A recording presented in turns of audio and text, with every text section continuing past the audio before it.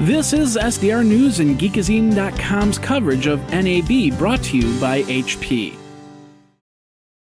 Hey, HP Storage Guy Calvin Zito at NAB in the HP booth, and we're going to talk with TC from StorageDNA, and TC, I'm not even going to try and say your last name. So no, even I don't try to say my last name. Well, that's good. So you just that's why I go as TC. So. And you are the CEO and president of StorageDNA, so really honored to have some time with you because I know you're busy. Thank you for having us here.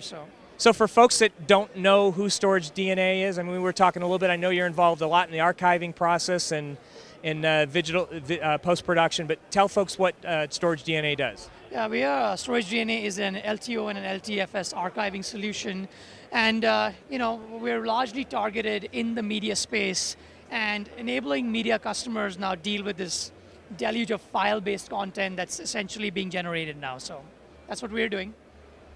So tell me about what you see has changed here over the last years of video editing that makes something like LTO and LTFS to be such a hot product for people in the space. Everybody talked about the move to file-based workflows, and the move to file-based workflows has been great. Things have become lower cost, faster. But one of the key problems that happens with file-based workflows, which people did not anticipate, is the amount of files it was going to generate.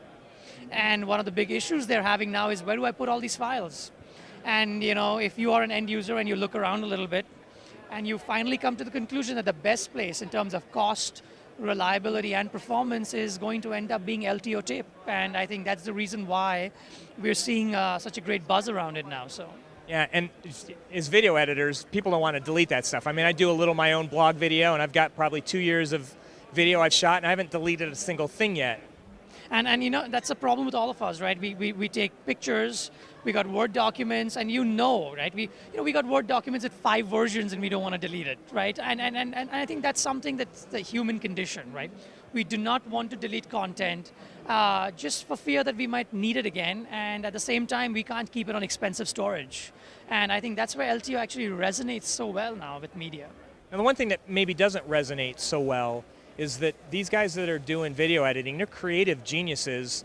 They're creative guys. They don't want to become technologists. And is there something that you guys do with StorageDNA to make the process of integrating LTFS into the workflow easy for these guys? Yeah, no, absolutely. I think the key here is, when you look at your data and you look at media, especially being an editor, you want to see content that you can connect with and relate to, right?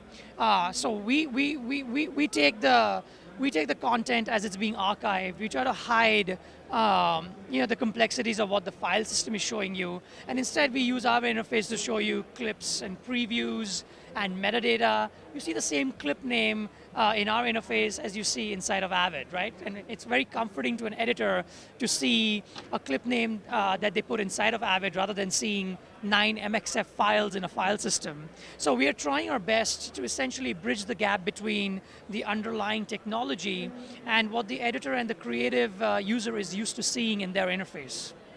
So I know you guys were here last year. I was here at NAB last year. I think I saw what you guys are doing, but I've heard in the last year you've had some amazing success. What do you attribute the success StorageDNA has had over the last year too? Yeah, I think the secret to what we are doing, which is different from everybody else, is people look at LTO tape as an archive. They believe that they're going to put their content on top of it, and it's going to be there for safekeeping, and they're never going to have to access it again. We believe that LTO tape is cost-effective, it's reliable, but there's a lot more you can do on top of it. We've come up with ways that you can conform from an LTO tape. You can actually directly access content from an LTO tape. I mean, LTO tape is becoming like a nearline. And that's something I think when people look at our solution versus others who are just offering a conduit to and from tape, I think that's what we're doing so differently from everybody else, and I think the market's starting to take note of it. And I think that's what is the key to our growth, to be honest with you.